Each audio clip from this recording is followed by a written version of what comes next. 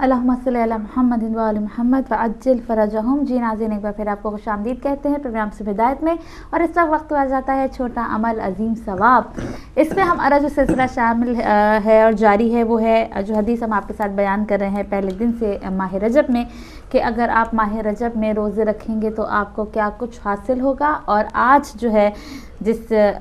हदीस का नंबर आया है वो 24 दिन रोज़े का है। और ये हदीस रहमतुल लिल आलमीन सरकार तो जहाँ हज़रत मोहम्मद मुस्तफ़ा सल्लल्लाहु अलैहि वसल्लम की है, जो हम आपके साथ बयान कर रहे हैं। आप फरमाते हैं कि जो शख्स माह रजब में 24 दिन रोज़े रखे तो मलकुल मौत नाजिल होगा, तो वो उसे ऐसे जवान की शक्ल में देखेगा कि जब भी मलकुल मौत आएगा, जब भी आपकी रूह कब्ज़ की जाएगी, उसके लिए ये बता रहे हैं कि अगर आपने रजब में 24 दिन तक रोज़े रखे होंगे, यानी कि 24 रोज़े आपने रखे होंगे, तो फिर जब मलकुल मौत आएगा, नाजिल होगा, तो उसे एक ऐसे जवान की शक्ल में देखेगा कि जिसने सब्ज़ रेशम का लिबास पहना होगा और वो जन्नत के घोड़ों में से एक घोड़े पर सवार होगा। उसके हाथ में सब्ज़ रेशम का कपड़ा होगा कि जिसे बेहतरीन खुशबू वाले मुश्क से मुअत्तर किया होगा। उसके हाथ में सोने का गिलास होगा जिसमें जन्नत की शराब होगी। मलकुल मौत रूह कब्ज़ करते वक्त वो उसे पिलाएगा। उसके लिए सकरात मौत की तकलीफ़ें आसान हो जाएंगी। फिर वो इसकी रूह को उस रेशम के कपड़े में रखेगा और उसमें से ऐसी खुशबू फूटेगी कि जिसे सातों आसमानों में रहने वाले महसूस करेंगे। और उसकी कब्र पर रियान यानी कि सरसब्ज़ टहनी का साया होगा और रियान इसे कब्र से मबऊस करेगा, यहाँ तक कि वो हौज़ नबी रसूल खुदा सल्लल्लाहु अलैहि वसल्लम पर पहुँच जाएगा। सुभान अल्लाह, के कितना छोटा सा हमारा अमल है। बहुत देखिए वही बात है ना कि अगर आप रोज़े रख सकते हैं, ज़ाहिर 24 रोज़े रख सकते हैं तो ज़रूर रखें। आगे की हदीस में हम ये भी बताएंगे कि अगर आप रजब के महीने में कोई किसी वजह की वजह से, किसी बीमारी की वजह से या किसी और वजह की वजह से कि आप रोज़े नहीं रख सके, तो हदीस में फिर रहमतुल लिल आलमीन ने हदीस को आगे कंटिन्यू किया है कि अगर आप ये रोज़े नहीं रख सके तो फिर आप क्या करेंगे, वो भी हम आपको बताएंगे इंशाअल्लाह। लेकिन ये देखें कि अगर आपने 24 दिन के रोज़े रखे तो फिर किस तरह से मलकुल मौत आएगा और किस शान से आपकी रूह निकलेगी और किस से वो रहमतुल लिल आलमीन सरकार दो जहां हज़रत मोहम्मद मुस्तफ़ा सल्लल्लाहु अलैहि वसल्लम के हौज़ तक पहुंचेगी। मुझे उम्मीद है कि आपने नोट किया होगा और मुझे उम्मीद है कि वो दिल आज बहुत पुरमसरत होंगे, बहुत खुशी महसूस कर रहे होंगे कि जो 24 रोज़े रखेंगे आगे तक, और अब तक उन्होंने 19 और 18 रोज़े रख लिए होंगे, उन्हें ज़रूर मुतमईन होगा उनका दिल कि उन्होंने क्या कुछ हासिल कर लिया है। ज़ाहिर है कि हदीस में मौजूद है, रहमतुल लिल आलमीन फरमा रहे हैं, तो फिर कोई गुंजाइश नहीं रहती कि कोई शक हो। आगे बढ़ते हैं और कुरान पाक की सूरह जो है सूरह क़द्र के बारे में आज हम आपके साथ शेयर करेंगे कि सूरह क़द्र की अगर हम तिलावत करते हैं तो हमें क्या कुछ हासिल होता है और कब कब हमें इसकी तिलावत करनी चाहिए। हज़रत इमाम मोहम्मद बाक़िर अलैहिस्सलाम फरमाते हैं कि जो सूरह क़द्र की बुलंद आवाज़ में तिलावत करेगा तो वो राह खुदा में तलवार उठाने वाले शख्स की तरह है जो इसे आहिस्ता आवाज़ में पढ़ेगा।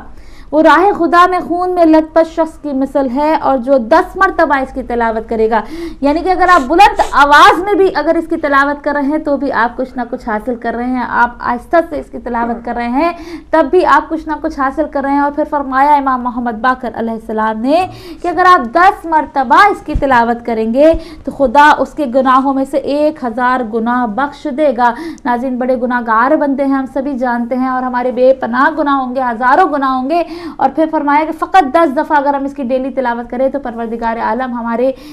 1000 गुनाहों में से गुनाहों को बख्श देगा, बेशुमार गुनाहों में से 1000 गुनाहों को हमारे बख्श देगा।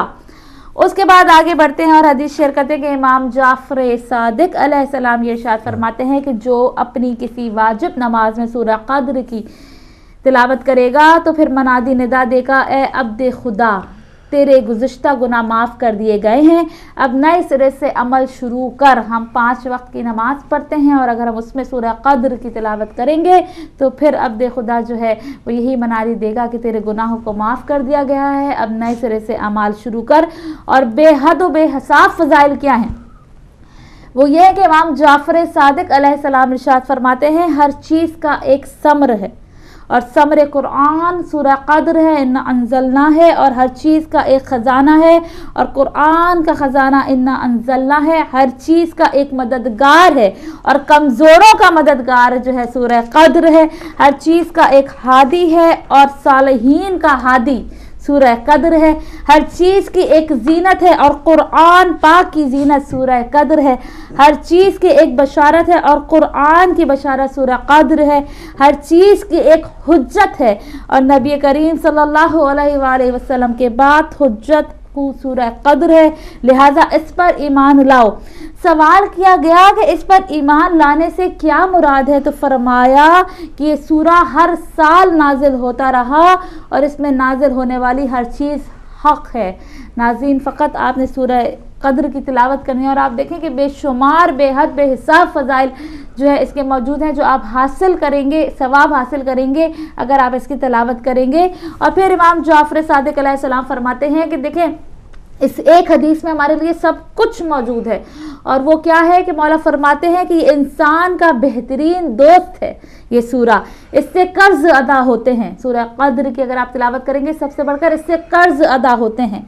دین بلند اور عظیم ہوتا ہے، کامیابیاں ظاہر ہوتی ہیں، عمر طولانی ہوتی ہے، حالت بہتر ہوتی ہے، اور جو کثرت سے سورت کی تلاوت کرے گا، فرمایا جو کثرت سے سورت کی تلاوت کرے گا تو وہ شہداء اور صدیقین کے زمرے میں خدا سے ملاقات کرے گا۔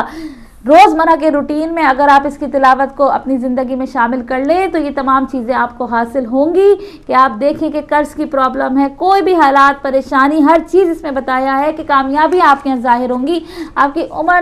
طولانی ہوگی، آپ کے حالات بہتر ہوں گے۔ وہ کون سی چیز ہے کہ جو اس میں موجود نہیں ہے؟ تبھی مولا فرماتے ہیں کہ یہ انسان کا بہترین دوست ہے یہ سورہ قدر، تو اس کی تلاوت اپنی زندگی میں رکھا کریں۔ اور آگے بڑھتے ہیں، پھر فرمایا امام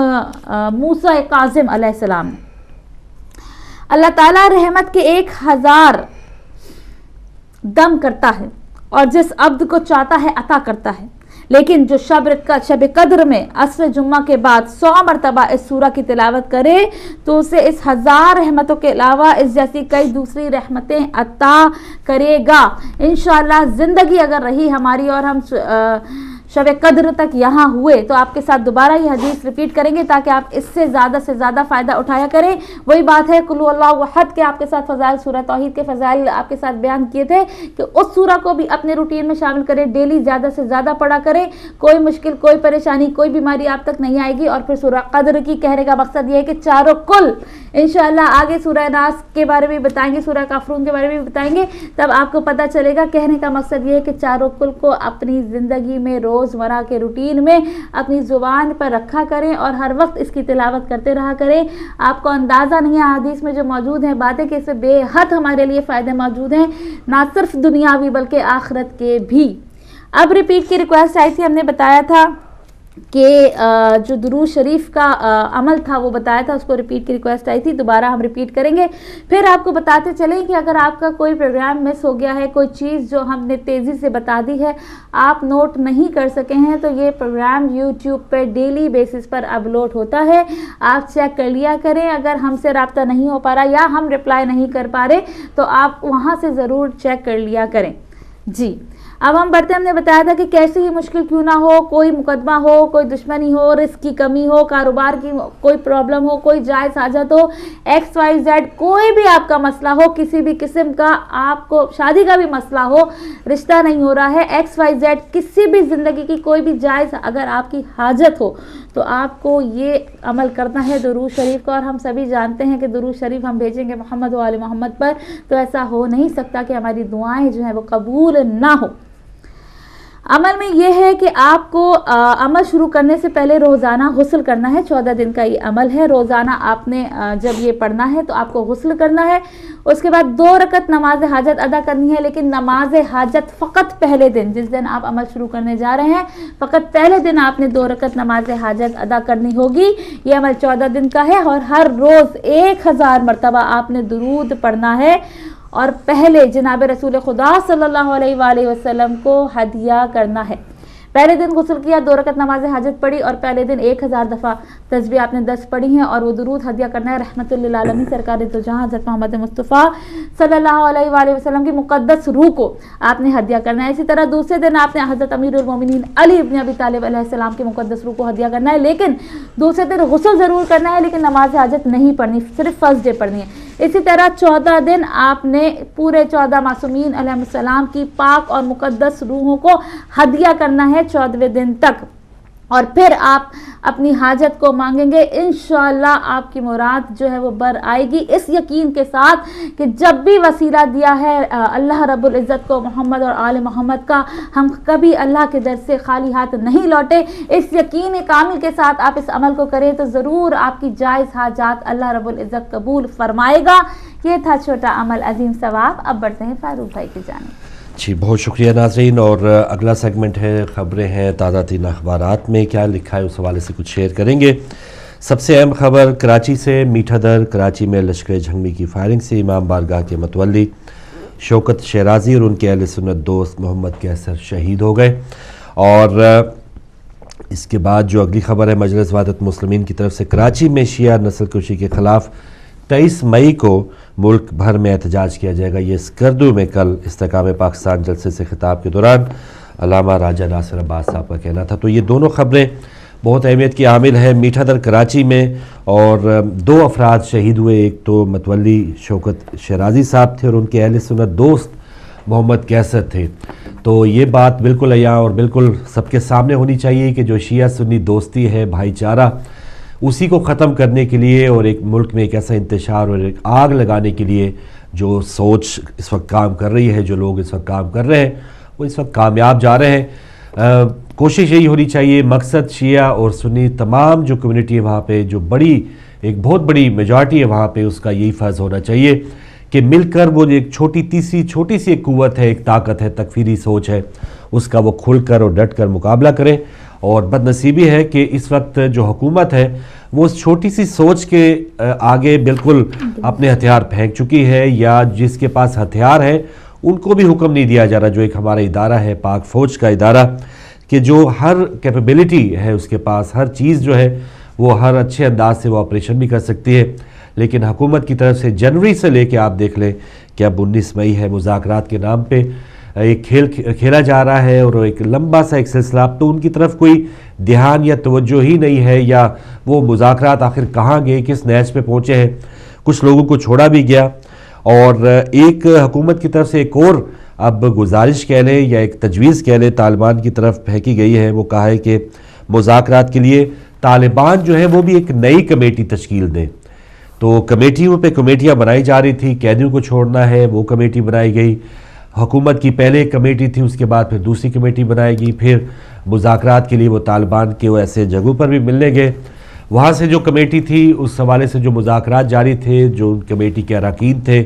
آپ نے ان کو ٹی وی میڈیا کے اوپر بہت ہی ایک ایسے VIP افراد کی طرح آپ نے ان کو دیکھا بھی، ان کو ہیلی کاپٹر بھی پرووائڈ کیے گئے. لیکن اس کا نتیجہ کیا ملا ہے کہ کل بھی باجوڑ میں دھماکے سے ایک فوجی شہید ہو گیا. تو ایک جو اہلکار شہید ہوا، اس طرح کے بہت سے واقعات اس سے پہلے بھی ہیں. فوجیوں سے لے کے بڑے افسران تک ایسے واقعات میں شہید ہو رہے ہیں. بارونگی سرنگیں پھٹنے سے، حملوں سے چوکیوں پر اس طرح کی بہت سی شہادتیں ہو چکی ہیں. لیکن جو حکومت ہے یا پاک فوج کی طرف سے جو انتظار ہے وہ اس وقت وہ ناقابل سمجھ ہے اس وقت ہو چکا. کہ جو ایک اہم ٹائم تھا جنوری فروری کا، جہاں پر ان کو قابو کرنا بہت زیادہ آسان تھا، لیکن اب وہ ٹائم بھی ہم نے گوا دیا ہے. لیکن پھر بھی پاک فوج کے اندر ایک ایسی صلاحیت ضرور موجود ہے کہ وہ ٹارگیٹڈ آپریشن کر کے ایسے لوگوں کو قرار واقعی سزا دے سکتے ہیں. لیکن حکومت دوبارہ تجاویز پہ تجاویز دے رہی ہے کہ کمیٹی پہ کمیٹی بنائی جائے. اور جو شیعہ کلنگ کراچی میں جاری ہے اور جو بھائی چارہ اور دوستی جس کی فضا کل بھی ہم نے اسکردو میں اور آپ نے لائیو ہدایت ٹی وی پہ بھی دیکھی ہوگی استحکام پاکستان جلسے سے، اس میں شیعہ اکابرین بھی تھے، علماء کرام بھی تھے، سنی اکابرین علماء کرام بھی تھے، ہر پارٹی کے وہاں پر لوگ موجود تھے جو اس وقت یہ سوچ رکھتے ہیں اور عوام کی جو زبان ہے اس انداز میں وہ بات کرتے ہیں. تو جو بھی عوام کی بات کرنے والا ہے ان کو عوام کافی پذیرائی بھی دیتی ہے. لاکھوں افراد وہاں پر موجود تھے اور تصویر بولتی ہے سیگمنٹ میں تھوڑا سا ابھی سے ذرا وہ تصویر دیکھ لیتے ہیں کہ کتنے لوگ वहाँ स्कर्दो में। ये देखिए एक लाखों अफराद का एक समंदर है जो स्कर्दो में माशाल्लाह वो वहाँ पर जमा है। वहाँ पर शिया भी थे, सुन्नी भी थे और पाकिस्तानी परचम भी था और पाकिस्तान की यकजहती के लिए, पाकिस्तान की सालमियत के लिए वो लोग वहाँ से निकले हैं। तो एक पैगाम है स्कर्दो से। और जो टारगेट किलिंग हो रही है वो कराची में हो रही है। उससे पहले जो 18 मई गुजरा, गिलगित का जो सानिया हुआ 1988 का, उस पर भी एक गम और गुस्सा इस हवाले से बहुत ज़्यादा पाया गया कि 1988 में डिक्टेटर ने जो एक कार्रवाई की और अमली तौर पे ये देखें वो स्टेज जिसमें कायद आज़म रहमतुल्लाह अलैह और अल्लामा इकबाल रहमतुल्लाह अलैह की तस्वीर है। पाकिस्तान के इस्तेहकाम की बात है। ये किसी एक सियासी जमात या किसी एक बंदे की तरवीज के लिए ये लोग वहाँ पर इकट्ठे नहीं हुए थे। बहुत बड़ा एक पॉजिटिव यहाँ पर एक पैगाम है दीगर सियासी जमातों के लिए भी कि अगर पाकिस्तान है तो फिर हमारी सियासत भी है, हमारी वजारतें भी हैं, हमारी अपने तमाम जो ऊपर एक ओहदेदारियाँ हैं हमारे पास, वो उसी वजह से है कि जब पाकिस्तान है। तो पाकिस्तान को इस वक्त बिल्कुल एक गैर मुस्तहकम हालत है। हुकूमत जो है वो कहाँ है, वो कहीं भी हमें नज़र नहीं आती। ज़ायरीन के लिए जो एक 12-14 फीट की जो सड़क है उसके ऊपर जो अपना एक रिट कायम नहीं कर सकती और जो ज़ायरीन को भी कहती कि आप फेरी सर्विस के ज़रिए आप कराची से ईरान जो है वो बरास्ता समुंदर जाए। तो इस पर आप अंदाज़ा लगा लें कि हुकूमत नाम की कोई चीज़ पाकिस्तान में है भी कि नहीं, कि जो 16 या 20 फीट की जो सड़क है उसके ऊपर हिफाजती इक़दाम करने से कासिर है। तो इस पर आप अंदाज़ा लगा सकते हैं। लेकिन आवाम में अब बेदारी है, शऊर है और जो एक 23 मई को मुल्क भर में एहतजाज होगा कराची में शिया नस्ल कुशी के ख़िलाफ़, तो इसमें भरपूर लोगों को शिरकत करना चाहिए और इसमें न सिर्फ शिया अफराद को शिरकत करना चाहिए बल्कि दीगर जो मकातब फ़िक्र हैं, दीगर जो अक़लियतें हैं, इवन जो अक्सरियत है अहले सुन्नत जो हमारे हकीकी भाई हैं, उनको भी इसमें शामिल होना चाहिए। हकीकी का वर्ड मैंने इसलिए यूज़ किया कि अहले सुन्नत वल जमात के नाम पर एक सियासी जमात भी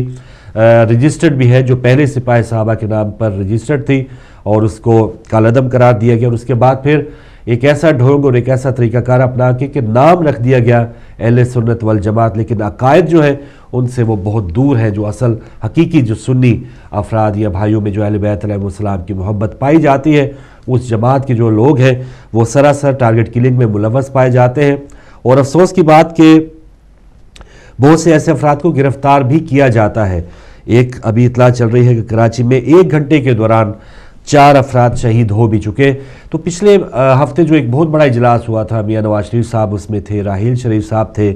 साबिक सदर साहब को भी बुलाया गया, कायम अली शाह साहब थे, DGISI थे, रेंजर्स के सरबराह थे। तो सारे जो बड़े थे वो अगर कराची में अमन व अमान को कायम करने में नाकाम है, इसकी क्या वजह है? हम बात करते हैं जी इसका मतलब है क्या वहाँ पर फ्री हैंड नहीं दिया जा रहा? जो वहाँ पर जो फोर्सेस हैं सियासी तौर पे जो वाबस्तगियाँ हैं, कहीं पे भी ऑपरेशन हो, कोई ना कोई सियासी जमात जो है वो ज़रूर बोल उठती है कि हमारे सियासी कारकुनों को पकड़ा गया है। तो आखिर पकड़ दकड़ होने के बाद अगर हमारे पास अदालती निज़ाम थोड़ा सा, अगर वो सिस्टम थोड़ा सा तेज़ हो कि उस छन्नी से छन के जो दहशतगर्द है, चाहे उसका ताल्लुक किसी भी बड़ी सियासी जमात से हो, किसी मजहबी जमात से हो, उनको करार वाक़ई सज़ा मिले और फ़ौरन पता चल जाए। अब हमने देखा कि पुलिस ने कार्रवाई की, एक दूल्हा बना बंदा बैठा हुआ है या वो शादी के लिए बारात जा रही है, छापा मारा गया और उनको गिरफ्तार किया गया, पता चला उनका ताल्लुक MQM से है, अगले दिन उसे छोड़ भी दिया गया। तो ये इस किस्म के जो छापे हैं, ये इस किस्म की जो टारगेट मैं कर रहा हूँ कि जमातों को बाज़ औक़ात बना लिया जाता है, तो इससे पूरा एक जो तासुर है ऑपरेशन का वो बिल्कुल ज़ायल हो जाता है और लगता है ऐसा ही है कि हुकूमत इस ऑपरेशन को अपने मुफाद के लिए इस्तेमाल करती है। तो ऐसा नहीं होना चाहिए। ऑपरेशन जो है अगर कोई मुजरम है उसको पकड़े और पकड़े भी उसी वक्त जब उस पर पूरी जो तहकीकात है या पूरा उस पर जो जुर्म साबित हो जाए, FIR तगड़ी हो, प्रोसिक्यूशन हो बाकायदा और उसको करार वाक़ई सज़ा दी। महज शक की बुनियाद पे या महज ज़ाती दुश्मनी की बुनियाद पे अगर आप किसी को पकड़ते भी हैं और अगले दिन फिर छोड़ भी देते तो ये पूरा एक तासुर एक ज़ायल हो जाता है कि जो पकड़ धकड़ है इसका कोई फ़ायदा नहीं है। 1 घंटे में 4 अफराद शहीद हो गए और अल्लाह न करे अभी सारा दिन वहाँ पे पड़ा है। क्या सूरत हाल कराची में होती है, लेकिन वहाँ पर सारे बड़े के बैठने के बावजूद अगर कुछ ना कुछ अमन व अमान नहीं हो रहा तो मैं समझता हूँ कि ऐसे हमारे वज़ीर आज़म साहब का जाना बिल्कुल बेकार साबित हुआ। कायम अली शाह साहब की जो हुकूमत है पिछले 5 साल से लेकर अब भी साल हो गया, वो भी बिल्कुल बेकार जा रही है। MQM का कभी हुकूमत में आना कभी चला जाना, इसका मतलब है उनका ज़ाती मुफादात तो है, लेकिन जब कराची की गलियों में उसी तरह लाशें गिर रही हैं तो इनके आने जाने से, हुकूमत के बैठने से, वज़ीर आज़म के वहाँ पर जाने से, इवन राहील शरीफ साहब के वहाँ इजलास में बैठने से भी इसका मतलब है कोई फ़ायदा नहीं हुआ। अगर किसी जार दीवारी में लाश नहीं आई, मैयत नहीं आई, फिर तो हम उसे कामयाबी करार देंगे। लेकिन सारी फुर्तियाँ, सारे सोमोटो एक्शन, सारे जो वहाँ पर इजलास हमने देख लिए, कॉन्फ्रेंसेस देख ली, तजावीज़ देख ली, वहाँ पर हर इशू डिस्कस कर लिया गया, लेकिन जो जवाब मिला, जो एक रिस्पांस मिला, या जो इसका एक असर या फल पाया हमने इन तमाम मुज़ाकरात का, अगर कोई बच्चा यतीम हो गया है, कोई हमारी बहन बेवा हो गई है, कोई माँ जो है उसका जवान बेटा अगर उसका कत्ल हो गया है, तो उनके तमाम बैठने का सारों को दोबारा सोचना चाहिए कि हम वहाँ पर गए थे, इसका असर क्या हुआ है। ये एक खाना पूरी नहीं होनी चाहिए कि चले नवाज शरीफ साहब जो है उनको स्केजुअल में कोई बैरूनी मुल्क दौरा नहीं है तो उन्होंने कराची का दौरा कर लिया, दोबारा चले जाएं, 1 हफ्ते के अंदर दोबारा जाएं और चेक करें कि ये मेरे जाने से उसके पहले वक्त क्या फ़ायदा हुआ और अब जो काम नहीं हुए उसका असर नो जायज़ा लें। राहील शरीफ साहब भी जो है इस वक्त काबुल में हैं, तो अगर वो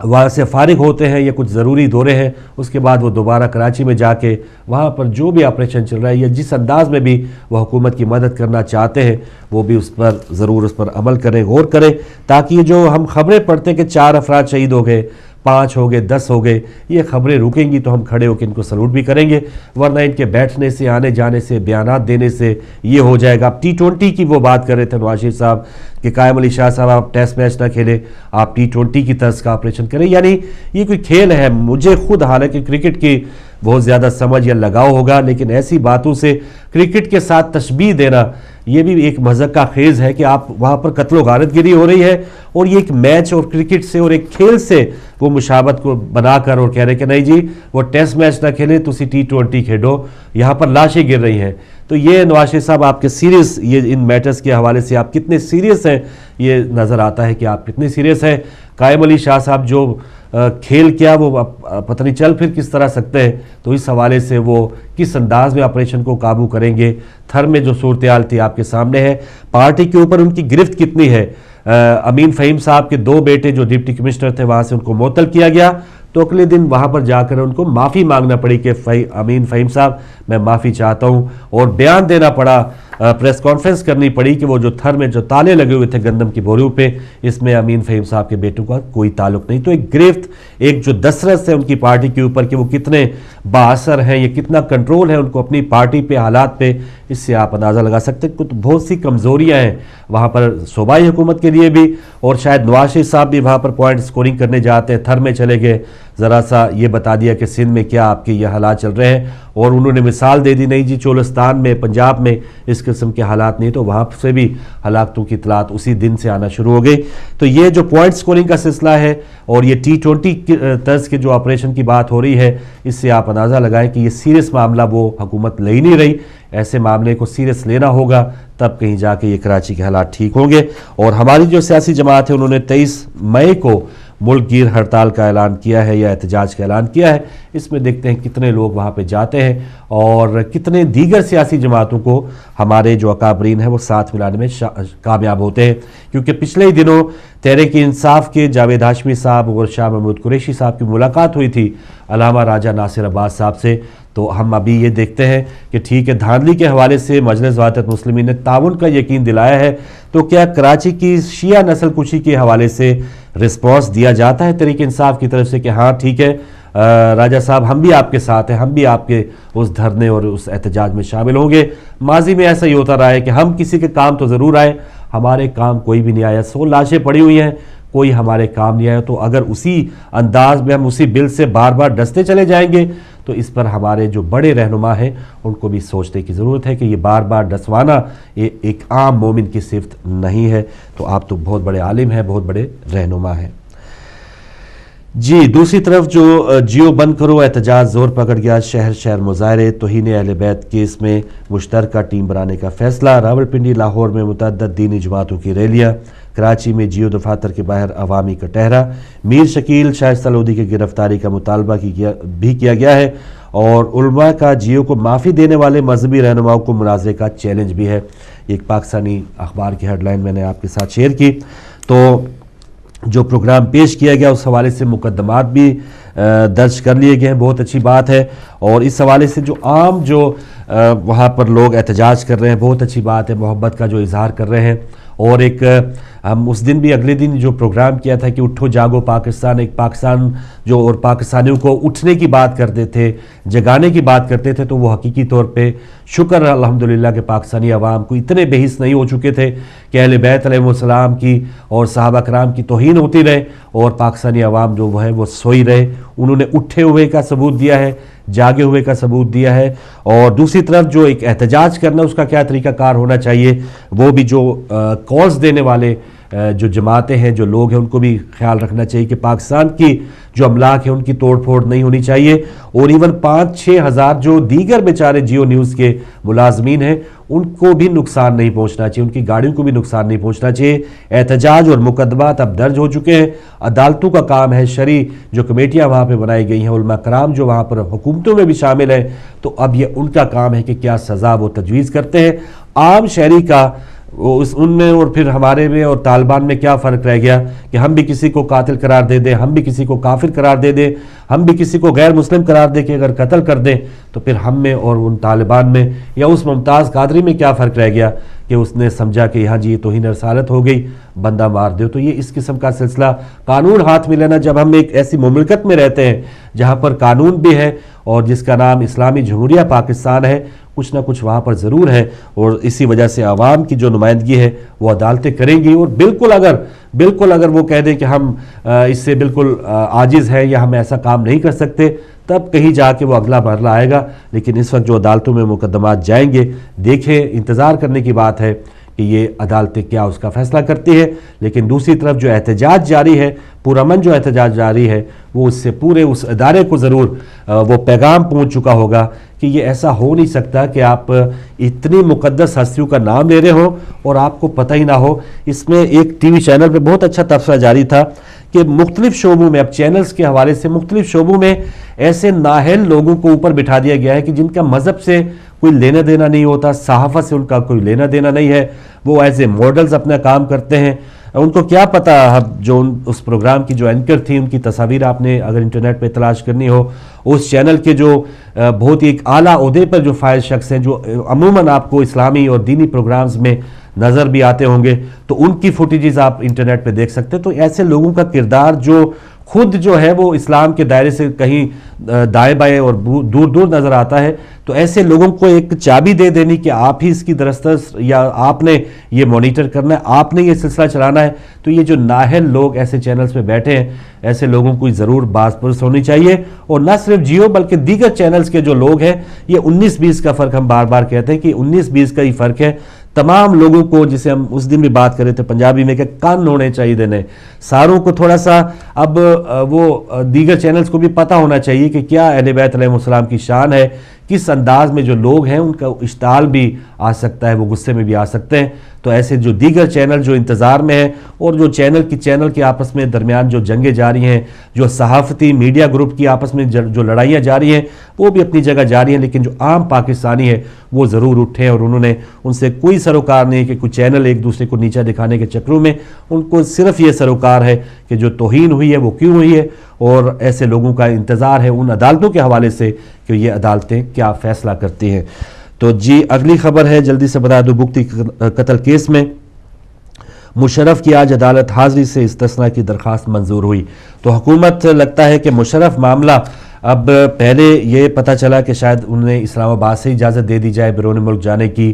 اجازت نہ دی گئی, دوبارہ ایک پینڈورا بکس کھل گیا اور حکومت اور فوج کے درمیان تعلقات تھوڑے سے کشیدہ ہوئے. یہاں پر بگٹی قتل کیس میں ایک بار پھر استثناء کی درخواست منظور ہو جانا تھوڑا سا ایک نرم رویہ یا نرم گوشہ جو نظر آ رہا ہے. لگ رہا ہے کہ پرویز مشرف جیسا معاملہ اب حکومت دوبارہ ہینڈل نہیں کرنا چاہ رہی, یا ایسے ان دنوں میں خاص طور پہ وہ ایسا معاملہ کو سنبھالنے سے قاصر ہے. تو تھوڑا سا انہوں نے ضرور فری ہینڈ دیا, یا تھوڑی سی نرمی ضرور دکھائی ہے. ورنہ جج صاحب کو کہتے کہ نہیں جی انہوں بلانا ہی بلانا ہے, تو وہ ریمانڈ بھی یا وہ ایک نوٹس بھی جاری کر سکتے تھے. कि वो उनको गिरफ्तार करके लाया जाए, लेकिन यहाँ पर आज उनकी तरफ से अदालत की तरफ से हाजिरी से इस्तिस्ना देना ये थोड़ा सा नरम रवैया हुकूमत का और अदालतों का भी नज़र आता है कि वो ऐसे मामलात में उनको छेड़ना नहीं चाहते। तो लीजिए, ये कुछ ताज़ा तीन खबरें थी, आगे बढ़ेंगे और जानते हैं आज की फ़ायदे की बात। बहुत शुक्रिया फारूक भाई जी। नाज़रीन, फ़ायदे की बात में आजकल जो टॉपिक हमारे पास चल रहा है वो एक्नी है और उसी को कंटिन्यू करेंगे इंशाल्लाह।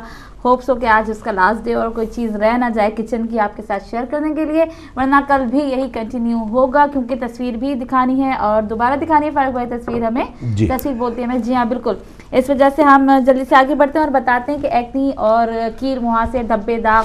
दाने जो भी है हम उसको डिस्कस कर रहे हैं। उसके लिए आपको किचन में सबसे पहले तो ये जो आलमंड ऑयल होता है ना, बादाम का तेल, वो स्किन के लिए बहुत ज़्यादा फ़ायदेमंद है। जिनकी उम्र से पहले झुर्रियाँ आ गई हैं या उनके दाने हैं या दानों के बाद जो धब्बे रह गए हैं, आपने जो है बादाम का तेल लगाना है डेली।